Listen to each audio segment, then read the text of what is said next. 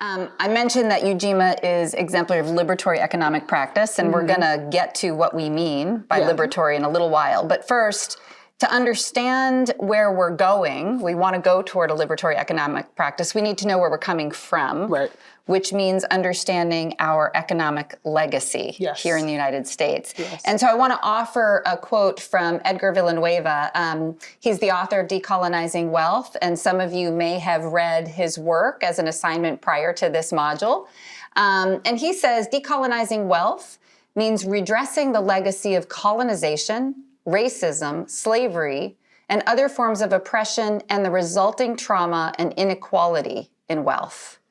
Right? So when we look at the question of how we got to today's economy, we have to look at all of these elements that have been the conditions that shape the system that we have today. And there's a lot of those elements, and we're going to return to some of the ones that Edgar mentioned, but we have to start in a little bit of a conversation around money, because money seems to be at the center of what we're talking about. And people think they know what money is, but they don't quite maybe have a grasp of the whole system. It's kind of like the air you breathe. You haven't really pulled it apart. And so let me start with one definition.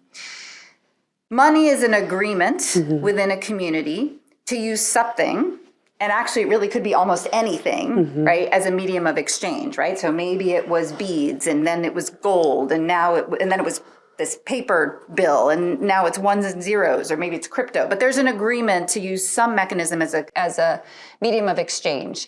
That doesn't say a lot about what money is, other than it's this thing we agree upon. I've learned a lot from one of the people I'm inspired by is Thomas Greco, and I'll provide some links to his work on money. We're not going to get deep into the money weeds, because that's a whole other curriculum. But just a flavor, I'll come back to Thomas Greco, but you're inspired by someone as well in your journeys around money. What have you learned about money? Yeah, so someone who I reference when I think about this question of what is money is Christine Desan, who's a professor at Harvard Law School, teaches about capitalism at Harvard Law School. And I can't remember the title of her book offhand, but we can provide those links. And so I think what I would say, I would add, again, referencing Christine to the definition that you just gave, is to kind of then go underneath that. So as you're saying, it doesn't say a whole lot. And so then I think what Christine would say is, well, if we look underneath that, so if money is an agreement within a community between people, then I think she would ask us to ask, well, how did people arrive at that agreement? How did people, if we're saying it could be beads, it could be gold, it could be silver. Well, how was that decision made? It wasn't magic. And you talk about kind of money being the air we walk in. We do walk around with this sense of, well, it's something that just kind of floated to the surface naturally. And so Christine will say, well, no, that isn't how that happened. So some decisions were made. And then let's also think about, even if we think about beads, gold, silver, who had what? Because again, if we're not kind of testing those assumptions, it kind of makes it sound like everybody was walking around with money and just exchanging, and then some things just kind of, something then just naturally became the thing. So she would say, no, we actually need to look at power. We need to look at politics. We need to look at value. Because it's those types of dynamics and those types of relationships that actually determined what we used as money, how we valued money, and how we all came to an agreement on what money would be. And so when I think of the introduction of politics, that's very important. Part of politics is power. We're going to talk about power a little later. I think. Also, again, what's really important is relationships and communities. And we'll get to that later as well as the role of government.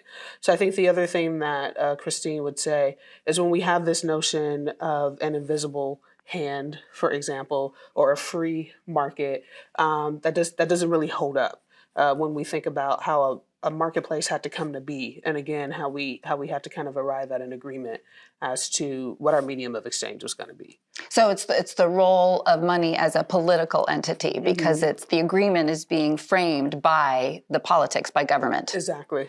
And also there's a whole thing about the money isn't the invisible hand in the free market. We were talking last week about money, and if you ask the question, sit for a moment and think, if I said to you, where does money come from? Who makes money? Right? What's the first answer people give? So the government prints it. Right. Everybody thinks the government prints the money. And you're like, of course the government prints the money, right? The government prints some money. But where does money really come from, Nia? It comes from banks. It comes from the banks. Okay, you're like, what do you mean it comes from the banks? So the government from the central bank puts money into the big private banks, and then they lend against their reserves. So they keep some of the money, and they lend a whole lot more money. They basically create money out of thin air as debt. Okay, there's a whole conversation about money as debt. And again, there's the Thomas Greco references and others, but it's really important to understand that actually the private banks are the ones that are creating the money, and they're creating enough money. When they make a loan, they lend enough money for somebody to pay back the principal, but they don't lend enough money for people to pay back the interest. And it creates a debt imperative and a growth imperative in the money system that is leading to some of the challenges that we're in today around bank failures and the debt limit discussion and exponential growth of capital and the financialization of the economy. Pause on that, because we're not going there any further right now. Yes, please, Nia, add something. Can I just say one more thing? The other thing, just to add to this story, is banks create money. They did not always.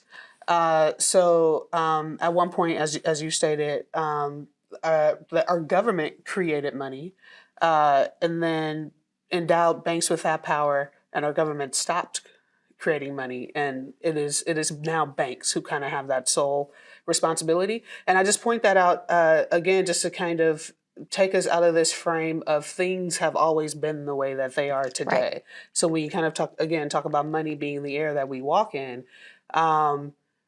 It was not always that way. And it doesn't have to be this way. And it doesn't have to be this way. And that's where we're going. And in fact, this actually connects to the rest of the question, because I want to ask sort of what are the other acupuncture points and pressures that got us where we are today. So I'm going to actually do the segue from money, because the first bonds that were ever created. You know this story, right? What were the first bonds? I know the story from you, though. Okay. So you should tell the story. All right. So the first bonds, when people needed to borrow money in the U.S., were backed by the collateral of slaves. Right? So when somebody was trying to get some cash in, there wasn't collateral because private land ownership wasn't completely sorted out, and there wasn't a government to guarantee it in the same way. So the meaningful collateral was human bodies. And that was the first form of bonds in this country, which is a really important part of this economic legacy. Right.